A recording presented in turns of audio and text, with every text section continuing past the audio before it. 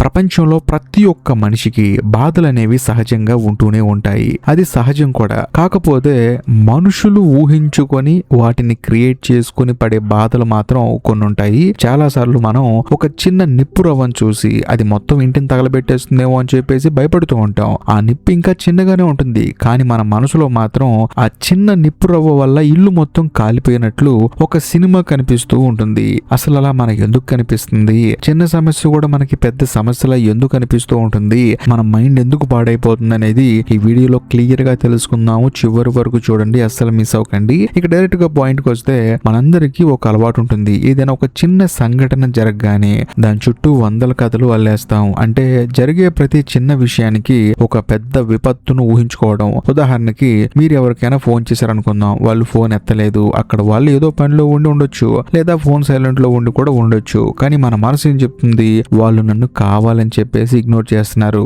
నా మీద వాళ్ళకి గౌరవం లేదు, బహుశా నా గురించి ఎవరో ఏదో నెగిటివ్ గా చెప్పుంటారని చెప్పేసి మన మైండ్ కంటిన్యూస్ గా ఆలోచిస్తూనే ఉంటుంది. కొత్త కొత్త సినిమాలు రిలీజ్ చేస్తూనే ఉంటుంది. నిజం చెప్పాలంటే అక్కడ జరిగింది కేవలం ఒక మిస్డ్ కాల్ మాత్రమే, కానీ మీ మనసులో మాత్రం ఒక పెద్ద గొడవే జరిగిపోయింది. నీమ్ కరోలి బాబా గారు ఒక మాట అనేవారు, సమస్యలు అనేవి బయట ఉండవు, మన లోపల మనం పెంచుకునే అశాంతిలోనే ఉంటాయి అని. మనం ఎదుర్కొంటున్న అతి పెద్ద సమస్య ఏంటంటే మనం వాస్తవంలో బతకడం లేదు, మన ఊహల ప్రపంచంలో బతుకుతున్నాం. చీకట్లో పడి ఉన్న ఒక తాడును చూసి పాము అనుకొని వణికిపోతున్నాం. ఆ భయం వల్ల వచ్చే చెమటలు నిజం, ఆ వణుకు నిజం, కానీ ఆ పాము మాత్రం అబద్ధం. ఇదే మన జీవితాల్లో జరుగుతున్న అతి పెద్ద ట్రాజడీ. ఈ అతిగా ఊహించుకోవడం అనే జబ్బు మనకు అసలు ఎందుకు వస్తుంది? దీనికి గల ప్రధాన కారణం మన మనసు ఖాళీగా ఉండటం. Empty mind is a devil's workshop అని చెప్పేసి ఊరికే అనలేదు. మనసుకి గనక సరైన పని ఇవ్వకపోతే అది ఒక పాత సినిమా రీల్ లాగా లేనిపోని దృశ్యాలను క్రియేట్ చేస్తూనే ఉంటుంది. మరొక కారణం మనకున్న అభద్రతా భావం. మన మీద మనకి నమ్మకం లేనప్పుడు బయట జరిగే ప్రతి చిన్న మార్పు మనల్ని భయపెడుతుంది. బాబా గారు ఇప్పుడు తన దగ్గర వచ్చే భక్తులతో చాలా సరళంగా ఉండేవారు. ఆయనకు తెలుసు, మనిషి తన అహంకారం వల్ల లేదా భయం వల్ల విషయాలను ఉన్నది ఉన్నట్లుగా చూడలేడని చెప్పేసి.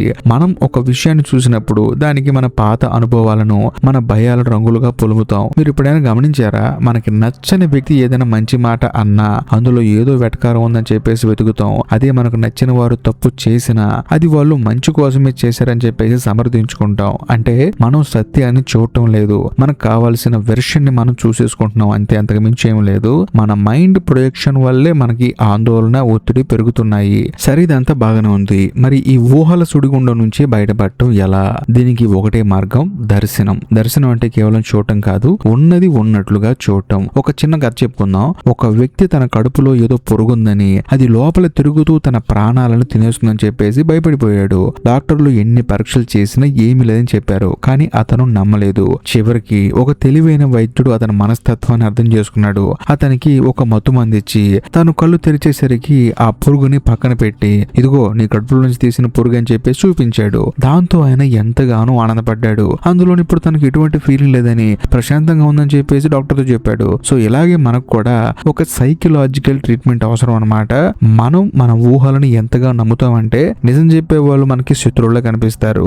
దీని నుంచి బయటపడాలంటే మీరు కర్మయోగం వైపు అడుగులు వేయాలి. అంటే మీ చేతులకి మీ మెదడుకి పని చెప్పండి. మీరు ఏదైనా పనిలో నిమగ్నమై ఉన్నప్పుడు మనసుకి కథలు అల్లే తీరిక ఉండకూడదు. నీమ్ కరోలి బాబా గారు చెప్పినట్లు అందరికీ సేవ చేయడం, అందరినీ ప్రేమించడం, భగవంతుణ్ణి స్మరించడం, ఈ 3 పనుల్లో మీరు బిజీగా ఉంటే మీ మనసులో ఇతరుల గురించి నెగిటివ్ ఊహలు రావడానికి కూడా చోటు ఉండదు. సేవ చేయడం వల్ల మీలో అహం తగ్గుతుంది, ప్రేమించడం వల్ల భయం పోతుంది. సరిదంతా బాగానే ఉందండి.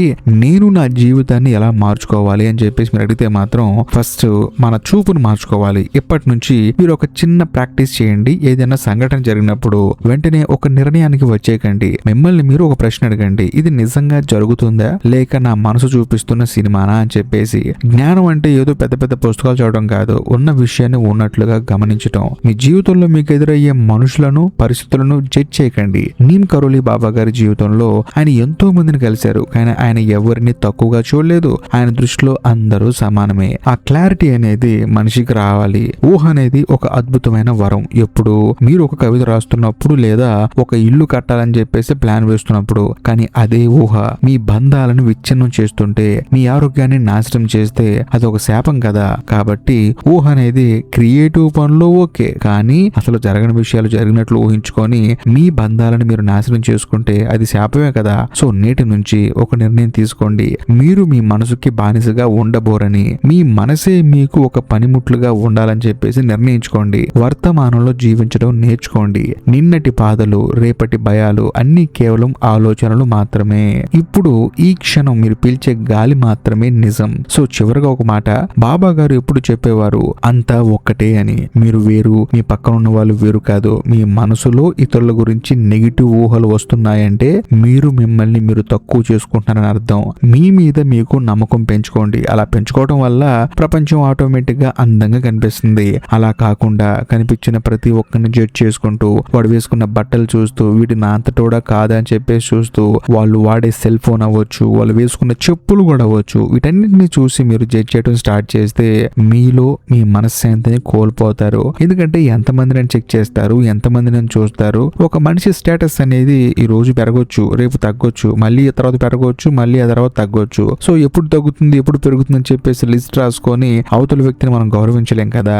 కాబట్టి మీరు ప్రశాంతంగా ఉండండి. ఆటోమేటిక్ గా ప్రతి ఒక్కరు మీకు అద్భుతంగా కనిపిస్తారు. అందులో నేను చెప్పొచ్చేది ఏంటంటే, సక్సెస్ అనేది ఈ రోజు ఉంది కదా అని చెప్పేసి ఒక వ్యక్తి లైఫ్ లాంగ్ సక్సెస్ గా ఉంటాడని చెప్పేసి నమ్మకం లేదు. ఎందుకంటే తాను తీసుకునే తప్పుడు నిర్ణయం వల్ల, లేకపోతే తాను చేసిన చిన్న మిస్టేక్ వల్ల తన జీవితం మళ్ళీ నార్మల్ స్థితికి రావచ్చు, లేకపోతే ఇంకా ధనవంతుడు అవ్వచ్చు. కాబట్టి ఇలా మారిపోయే మనుషుల జీవితాలని మైండ్ లో పెట్టుకొని అవతల వాళ్ళని జడ్జ్ చేయడం ఎంతవరకు కరెక్ట్ చెప్పండి. కాబట్టి మీరు అవతల వాళ్ళని జడ్జ్ చేయడం ఆపేయండి. అందులోనూ మిమ్మల్ని మీరు గౌరవించుకోండి. మిమ్మల్ని మీరు గౌరవించుకుంటే ప్రతి ఒక్క మనిషి మీకు ఒక మనిషిలా కనిపిస్తాడు. అంతేగాని అతను సంపాదించే డబ్బులు, అతను చేసే ఉద్యోగం, వీటన్నిటిని మీరు క్యాల్కులేట్ చేయరు. అలా చేయకుండా అవతల మనిషితో మీరు మనస్ఫూర్తిగా మాట్లాడటం వల్ల మీ మీద సమాజంలో గౌరవం పెరుగుతుంది. అతను ఎంత అద్భుతంగా ప్రతి ఒక్కరితో మాట్లాడతాడో చూడండి అని చెప్పేసి మిమ్మల్ని అందరూ ప్రత్యేకంగా చూస్తారు. సో మీరు సక్సెస్ అవ్వచ్చు, ఫెయిల్యూర్ అవ్వచ్చు, కానీ మీరు మీ చుట్టూ ఉన్న వాళ్ళని ఎలా ట్రీట్ చేస్తున్నారు అనే దాన్ని బట్టే మీ వ్యక్తిత్వాన్ని, మీ మనస్తత్వాన్ని చుట్టూ ఉన్న వాళ్ళు డిసైడ్ చేస్తారు. ఎందుకంటే సక్సెస్ అనేది మనిషికి ఎంత ముఖ్యమో లేదో నాకు తెలియదు, కానీ వ్యక్తిత్వం అనేది ప్రతి ఒక్క మనిషికి చాలా అవసరం. మనకి ఏదైనా సమస్య ఖచ్చితంగా ఏదో ఒక రోజు వస్తుంది. ఆ వచ్చిన రోజు మాత్రం మన చుట్టూ ఉన్న వాళ్ళు అయ్యో పాపం అని ఇలా ఉండాలి తప్ప, వాడు ఇంతకు ముందు ఎలా చేశాడరా, వాడికి అంతే కావాలని చెప్పేసి అందరూ మనల్ని తిట్టుకునేలా ఉండకూడదు. వాళ్ళ పాపాన్ని వదిలిపోతారని చెప్పేసి మీరు వదిలేయండి. ఎందుకంటే మీరు మంచిగా ఉన్నా కూడా అవతల వాళ్ళు మంచిగా ఉండాలని చెప్పేసి రూల్ లేదు. మిమ్మల్ని ఇబ్బంది పెడతారు, మీరు వెళ్ళిపోయిన తర్వాత మాటలు అంటారు, మిమ్మల్ని చూసి కుళ్ళుకుంటారు కూడా. కానీ నేను చెప్పొచ్చేది ఏంటంటే, అవన్నీ పట్టించుకుంటే మీరు అక్కడే ఉంటారు. వాటన్నిటిని వదిలేసి మీ పని మీరు చేసుకుంటూ ప్రతి ఒక్క మనిషిని మనిషిలా చూస్తే మాత్రం ఖచ్చితంగా మిమ్మల్ని చూసి కుళ్ళుకున్న వాళ్ళు, మీ గురించి తప్పుగా చెప్పిన వాళ్ళు కూడా మారిపోయి మీ గొప్పతనం తెలుసుకుంటారు. కాబట్టి మనం ప్రపంచాన్ని మార్చాల్సిన అవసరం లేదు. మనల్ని మనం మార్చుకుంటే చాలు. కాకపోతే కొంచెం కష్టంగా ఉంటుంది. అవతల వాళ్ళు ఒక మాట అన్నా, మన గురించి తప్పుగా చెప్పినా సరే బాధ అనిపిస్తుంది. కానీ మనిషి అనుకుంటే ఏదైనా సాధించగలడు, ఎంత మందినైనా సరే మార్చగలడు. కాబట్టి మనం అందరినీ మార్చడం కన్నా ఫస్ట్ మనల్ని మనం మార్చుకున్నాం, ఆ తర్వాత మనల్ని చూసి అందరూ మారుతారు. సో ఈ మాటలు విన్న తర్వాత